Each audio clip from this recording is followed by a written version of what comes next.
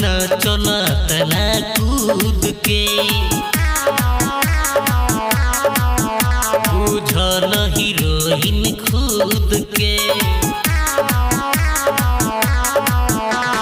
नाचो ना तना कूद के बुझो न हीरोइन खुद के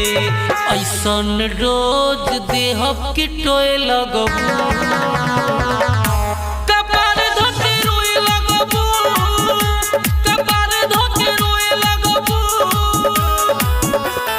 राती के दवाई तू हो तो जो है लगबू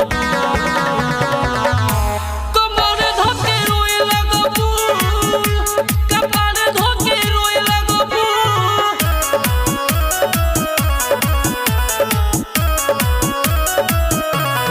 Recorded by Mahi Movies. सब कर तू मन ललचावेलू चोली के चीज दिखावेलू बूढ़ो के नियत टोलेला जब अंगूरी दिखा के बुलावेलू लग जाई दागी साबुन से धोए लगबू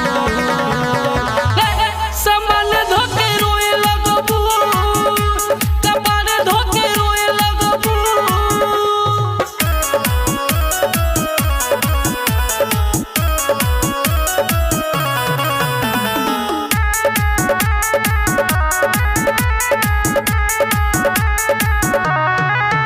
खाली खोजेले माल ताजा बचूनी राली है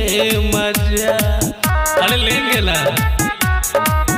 एक बेर चिखबू चीज हमार कहबू की औरी तू खा जा